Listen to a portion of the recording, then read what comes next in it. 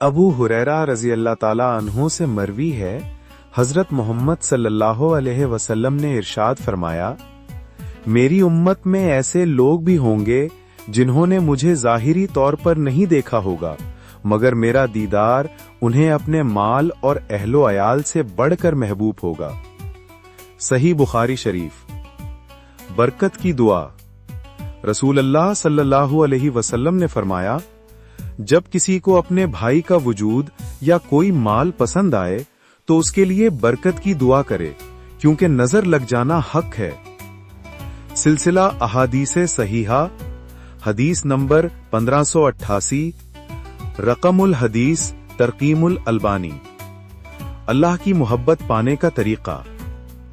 ए मोहम्मद सल्लल्लाहु अलैहि वसल्लम, हम लोगों से कह दीजिए, अगर तुम हकीकत में अल्लाह से मोहब्बत रखते हो तो मेरी ताबेदारी या पैरवी करो।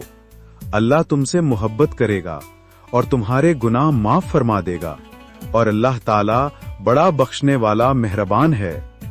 सूरत आले इमरान, आयत नंबर 31। रसूलुल्लाह सल्लल्लाहु अलैहि वसल्लम ने फरमाया, 3 बातों पर मैं अल्लाह की कसम खाता हूँ।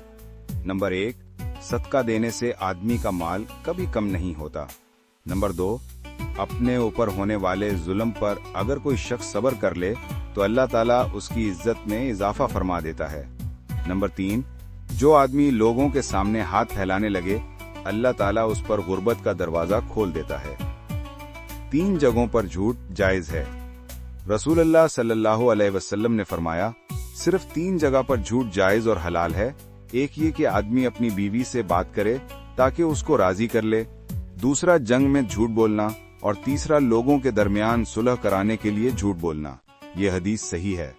अगर आपको ये वीडियो पसंद आए तो हमारे चैनल अनीस हिस्टोरिकल हब को जरूर सब्सक्राइब करें, लाइक करें और दूसरों के साथ शेयर करें, ताकि आइंदा भी हमारी हर वीडियो सबसे पहले आप तक पहुंचे।